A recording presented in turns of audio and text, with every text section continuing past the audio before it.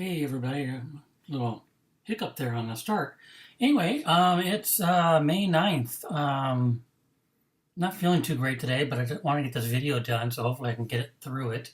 On Internet of Things, or Internet of Aquaponics, I have mentioned in past videos that I installed that alarm on my sump pump that gives an ear-piercing alarm when the sump goes below a certain level, meaning I need to do something before my tank runs dry, and the pump runs dry, and damages the pump. And it's set up so it won't drain the fish tank, so that's okay. But still, I don't want the water go low that the pump runs dry, kills the pump, and the pump's $100 and something bucks. You know, I don't want to kill it. So anyway, I was talking about Hydroponics, but I found something else. This is what they call a node MCU.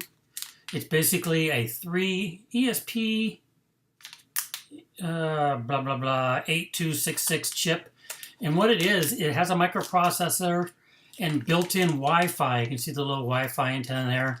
Where Adrenos, they're a little more bigger and have probably do more things with them. They don't have built-in Wi-Fi, so you need something like this to go on it. A shield, what they call the add-on modules, to add Wi-Fi to it. So these you can do that with, but these alone are quite powerful and can do a lot of things. And they have the Wi-Fi built in. And these are only about $8 a piece. You can actually get, you can buy them in 2 packs. A little bit cheaper. I got these on Amazon, and I'm going to create a link below to my influencer page that will have all the stuff that I purchased on Amazon for my aquaponics and other things. So you guys can shop if you want to try this stuff. It's not that hard. It's kind of like, if you ever programmed in BASIC, it's kind of like that. There is a learning curve. I'm a copy and paste coder. I find what I like, copy and paste it, and do it. But with these things, you can do a lot of stuff. You know, right now, what I worked on is the simplest and to me the most important sensor is for my sump tank. I want the sump tank to give me an alarm on my phone rather than waking up the neighbors that, hey, the sump tank is low water. So all I have to do is basically have a contact closure in this thing. And I'll show you, this is a breadboard setup. I mean, there's not much to it. They come with a USB port on side, and you can power that with USB. And you also do the programming with USB. And you use what they call Arduino IDE, which is a free download from the Arduino site. And like I said, it's not that difficult. Things that I'm going to be doing is, and I don't have it here with me, I thought I brought it in here, is I bought these little ultrasonic, here they are, little ultrasonic sensors. One side sends out a sound wave, the other side receives it, and it actually is quite accurate with measuring distance. So I'm going to put one of these attached to the node MCU on top of my rain tank gauge, and then so it measures the emptiness, and I'll have to do a calculation in a program to tell me how much water I have in my tank system. And when it gets to a certain level, it's going to give me an alert. And so I can go take care of adding more water and all that. But that's another one of the things I want to do. And the other one I'm doing is these are temperature sensor probes, waterproof. So I'm going to have one in the tank and one out of the tank. But actually, they actually make another module, which is a temperature sensor and humidity sensor in one. I might use that for my air temperature and humidity, so I get both. I'm going to have one of these in the tank so I can measure the tank temperature. And I don't have it yet. I want it on that same one, hopefully. I'm going to put a pH probe.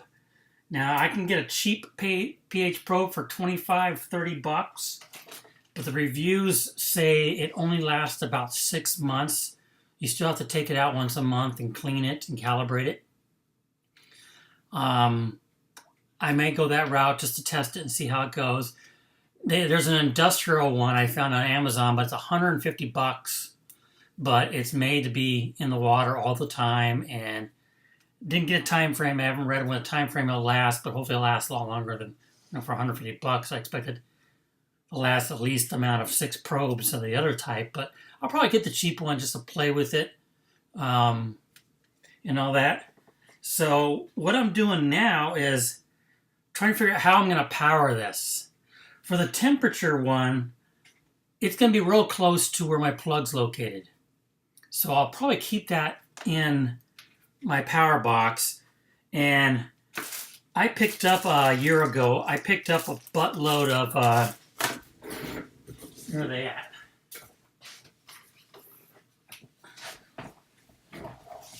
Of these Obama phones. And I was reselling them. I picked them up at the swamp meet until Obama Phone R Us found them on my eBay store, and apparently they were stolen at one point. And they worked through, because the guy I got them through buys storage units. So he got it from a storage unit.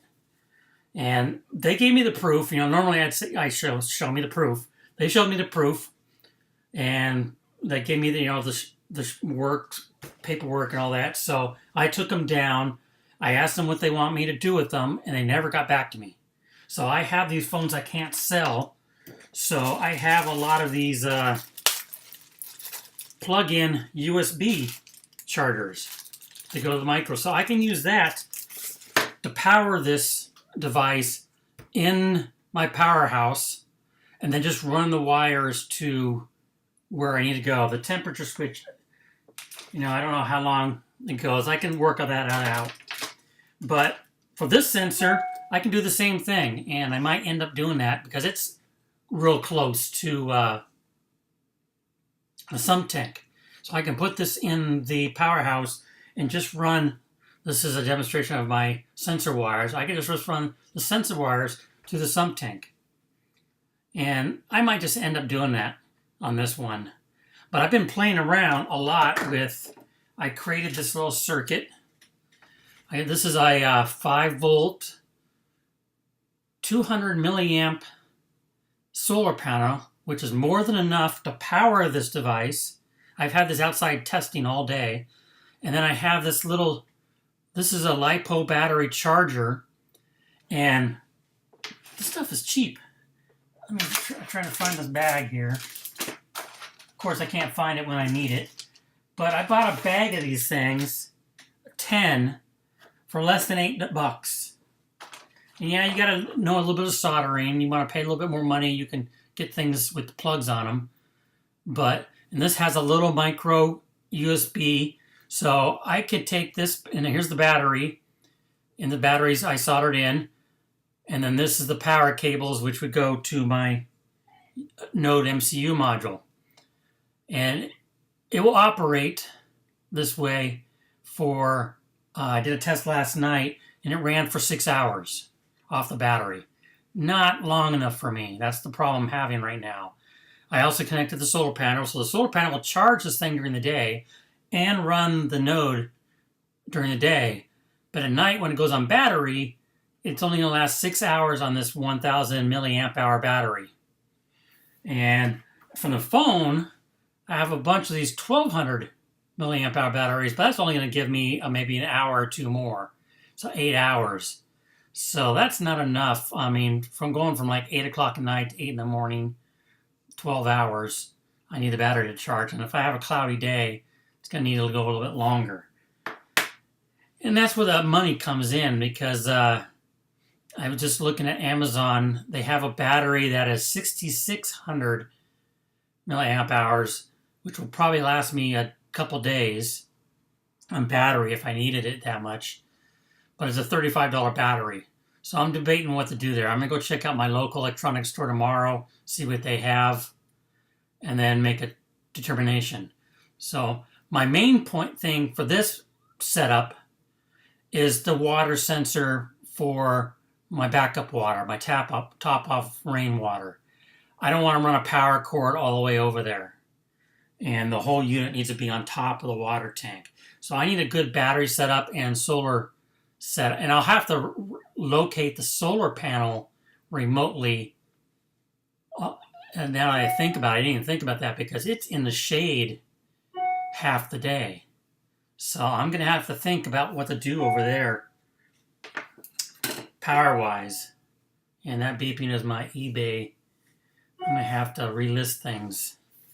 So anyway, there's the conundrums I'm doing right now. You can also, what I might end up doing over, shut up, on the rain tank is, I don't have one here to show you, but I have a bunch of those little battery packs for your cell phone. You know, to give your cell phone a boost in charge. And it has a USB port, so it will plug right into this. Oh, I thought I shut that off.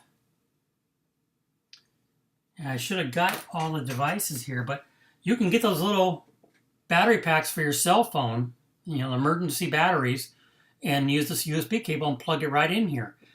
I'm going to get a couple I have and run a test and see how long it will last on that. Problem is, you have to recharge that every, you know, day or two.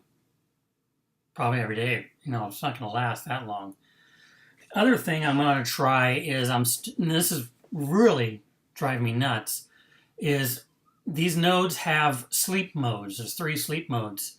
One's light sleep and one's deep sleep.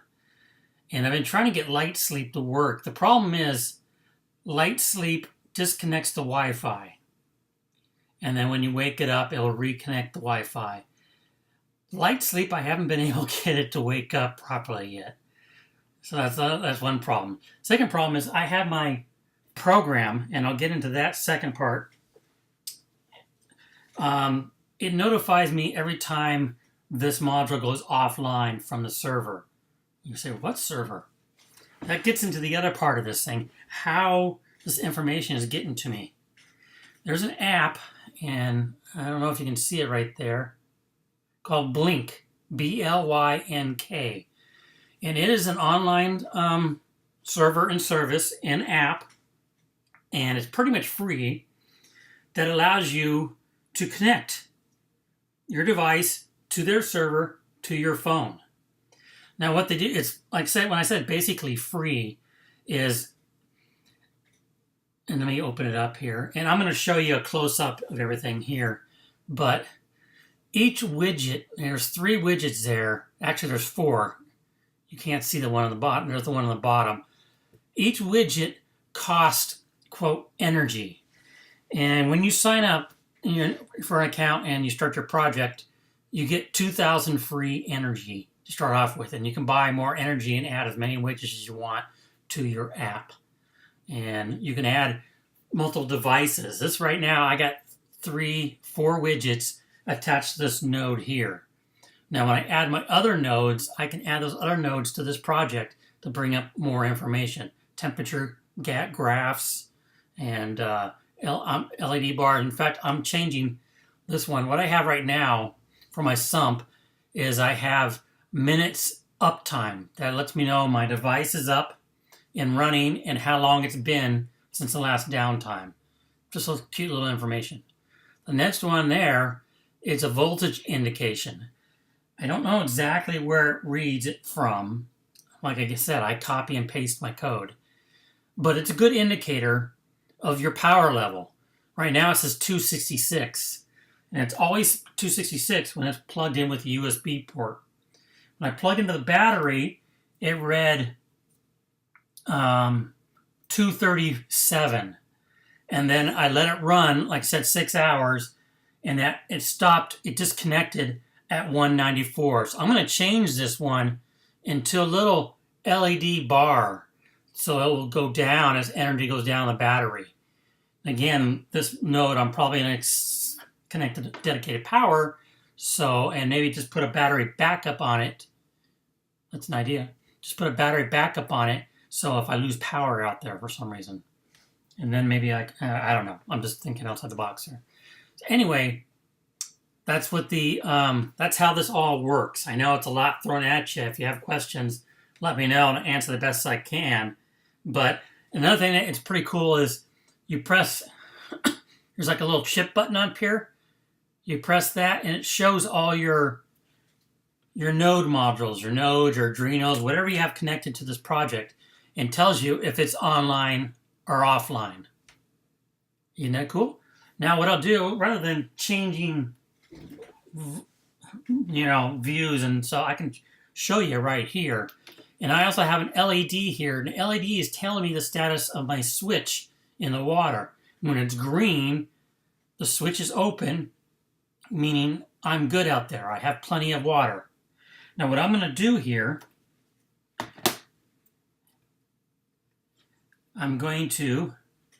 these are the two wires representing my sump switch. I'm going to short them together, meaning I have an alarm now. And there we go. I got a notification here. See if I can angle it so you can read it there. I don't know if you can read it. I even have the notification saying sump tank water low, and my LED for my switch went red. So that tells me, oops, I gotta go out there and do something. And it even does it if the app's not running. So I'm gonna go ahead and open the switch back up. And I have the program, and there it goes green. Every 20 or 30 seconds it checks and then updates all the stuff here. And I'm doing that hopefully to limit power. I might even change it to a minute. And that will also work, for fluctuations when water gets low for some reason close to the switch. I got water splashing. I don't want just little variation to the switch to trigger alarms. So I'm going to go ahead and close this out to my home screen. And then I'm going to shut it off. And I'm going to go ahead and do the alarm again. Like I said, I got like a 20-second delay, so this better work.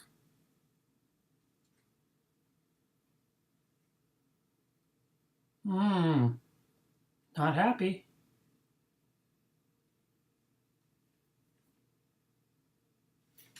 I got the alarm on my watch.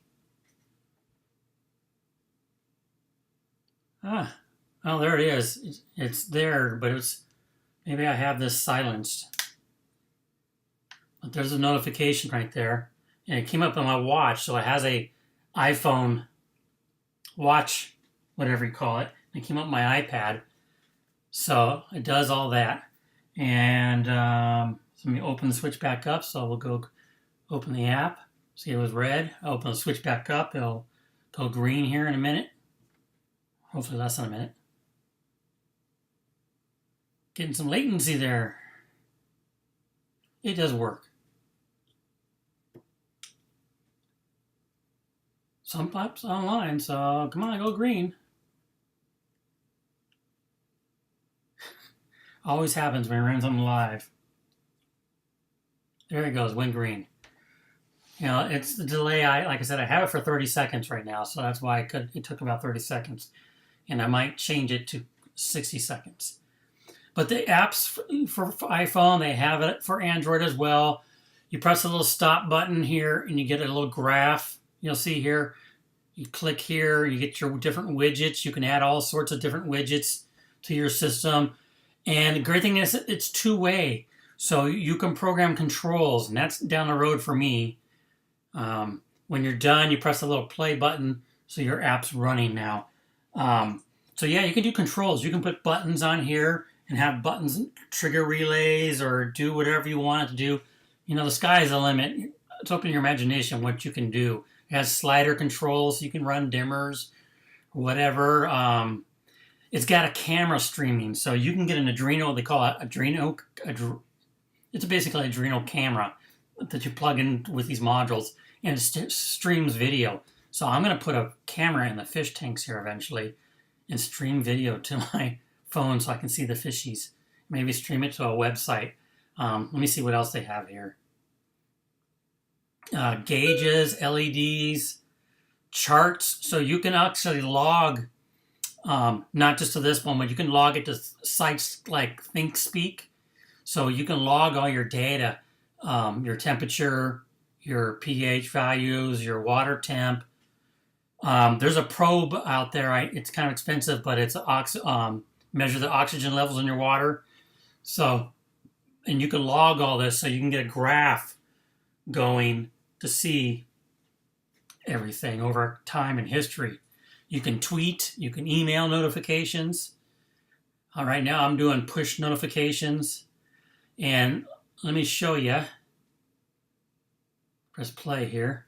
So if I depowered this device, I'm going to unplug the USB port, meaning my something happened to my node out there. Gonna take a little bit. I can see the little wheel spinning up there. Oh, the beauty of life. There we go. We got a blink notification. See if you can read it there. That the server went offline. And if you click that little button up here, it shows you a sump alarm, which is what I named my node there, is offline. Plug it back in, and it will come back up online momentarily. Now you can also program it. I haven't done it, and I don't know if I'm going to. See, it's back online now.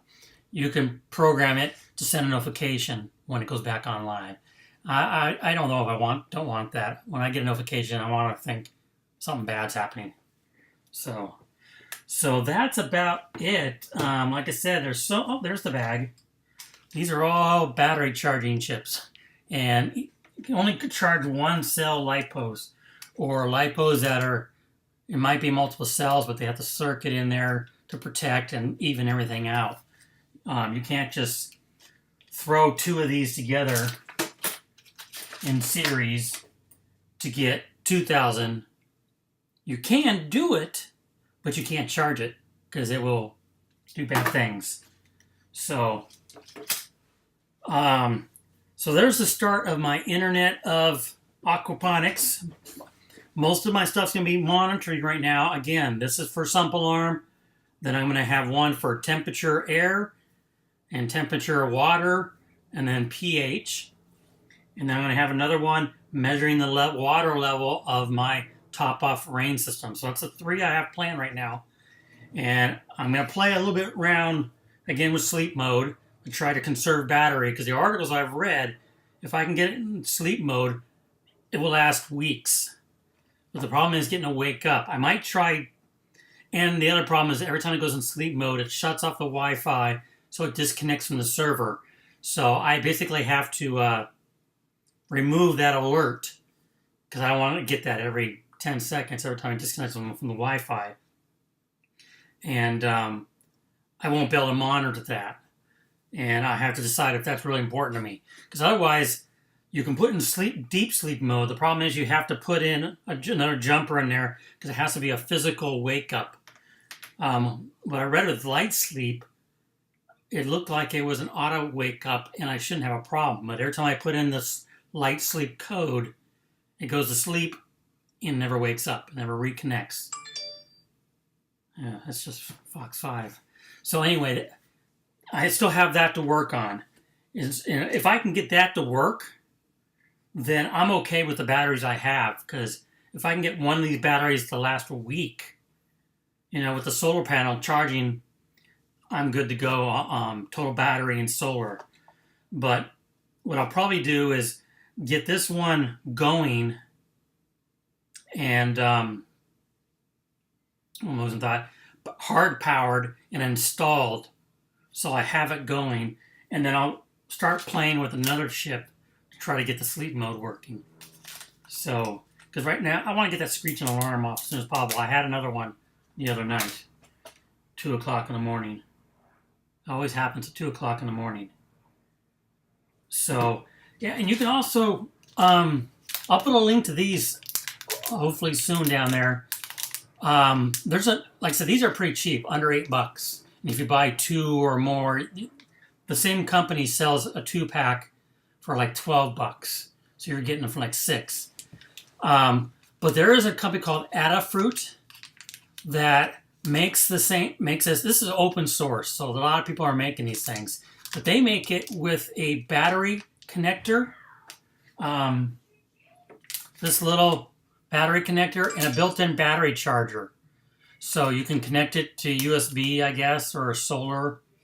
I don't know how you do that, but it's 20 bucks though. So if you want to do that, where this plus one of these plus one of these is less than 10 bucks. So whatever you want to do. So that's it. Internet of Things, Internet of my aquaponics.